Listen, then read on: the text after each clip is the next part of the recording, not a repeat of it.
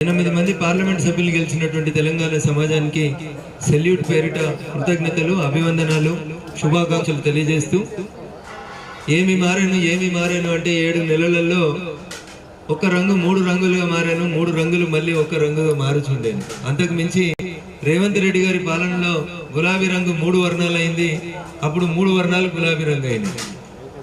TRS party అధికారంలో ఉన్న 10 సంవత్సరాల్లో 3 రంగుల జెండా మీద గెలిచిన వాళ్ళందరూ గులాబీ కండువా కప్పుకున్నారు. రేవంత్ రెడ్డి గారి అధికారంలోకి వచ్చిన ఈ 7 నెలలలో గులాబీ కండువా మీద గెలిచిన వాళ్ళంతా పోయి 3 రంగుల జెండాలు కప్పుకుంటా ఉన్నారు. ఇంతకు మించి there is no change in the governance. ఇది తెలంగాణ సమాజం అనుభవిస్తున్నటువంటి బాధ, గోస. దీనికి సంబంధించి ముఖ్యంగా ఎన్నికల ప్రచార సందర్భంగా నాటి పిసిసి అధ్యక్షుడు ప్రస్తుత ముఖ్యమంత్రి రేవంత్ రెడ్డి గారు చెప్పినటువంటి మాట, నవంబర్ మాసంలో 1,00,000 రూపాయలు లోన్ ఎవరైనా కడుతున్నట్లయితే రైతులారా దయచేసి లోన్ తెచ్చుకోండి. డిసెంబర్ 9 సోనియమ్మ పుట్టినరోజు, సోనియమ్మ తెలంగాణ ఇచ్చిన తల్లి అని చెప్తూ డిసెంబర్ 9న నేను ముఖ్యమంత్రిగా ప్రమాణ స్వీకారం చేయగానే 2 లక్షల రూపాయల రైతు రుణమాఫీ చేస్తా అని చెప్పి మాట తప్పినటువంటి ముఖ్యమంత్రి గారికి వ్యతిరేకంగా ప్రజా బాహల్యంలోకి పోయి ప్రజల్ని చైతన్యవంతుల్ని చేయాలనేది ఈ రోజు రాజకీయ తీర్మానంలో భారతీయ జనతా పార్టీ మొదటి అంశంగా తీసుకున్నటువంటి అంశం. ఇకపోతే రెండో అంశం రైతు భరోసా. ఏం చెప్పినారు?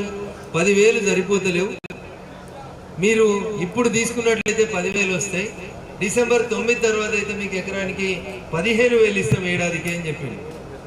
భూమి లేనటువంటి కౌలు రైతులకి, నిరుపేదలకి 12,000 రూపాయలు ఇస్తాం ఏడాదికి అని చెప్పినాడు. ఇవాళ దాకా రైతు భరోసాని పూర్తి చేయకుండా 7 నెలలుగా మీనమేషాలు లెక్కిస్తున్నటువంటి ప్రభుత్వం రేవంత్ రెడ్డి. ఇకపోతే మాటలు కోటలు దాటుతాయి, చేతలు తంగేళ్లు దాటాయి అని చెప్పడానికి కారణం ఉదాహరణగా ఈ తెలంగాణ గడ్డ మీద పుట్టినటువంటి యువకులని కాంగ్రెస్ పార్టీ చేసినటువంటి మోసాలు. ఏం చెప్పారు? గ్రూప్ 1 వాళ్ళు వేసినటువంటి ఉద్యోగ నోటిఫికేషన్ వాళ్ళు వేసిండ్రు, కానీ వాటి లోపల సంఖ్య చాలా తక్కువ ఉంది, వాటిని మేము సరిదిద్దుతాము అన్నారు. గ్రూప్ 1 విషయానికి వస్తే కేవలం 60 పోస్టులు పెంచింది. 60 పోస్టులు. టిఆర్ఎస్ పార్టీ వేసిన నోటిఫికేషన్ లో గ్రూప్ 1కి అదనంగా 60 పోస్టులు, గ్రూప్ 2 2,000 ఇస్తామని చెప్పి 1,100, గ్రూప్ 3 దాదాపు 3,000 ఇవ్వాలని చెప్పి సంఖ్య మర్చిపోయినటువంటి రేవంత్ రెడ్డి గారి ప్రభుత్వానికి భారతీయ జనతా పార్టీ యువ మోర్చా పక్షాన, రాష్ట్ర పక్షాన ఇప్పటికే మా నాయకులందరూ కూడా అనేక రకాలైనటువంటి కార్యక్రమాలను చేపట్టినారు.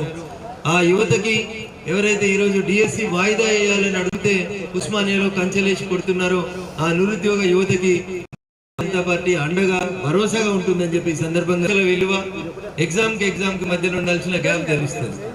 గుంపు మేస్త్రీలు రాష్ట్రాల్ని పరిపాలిస్తుంటే కిందున్న ఐఏఎస్లు సరిగా చెప్తలేనట్టున్నారు పాపం.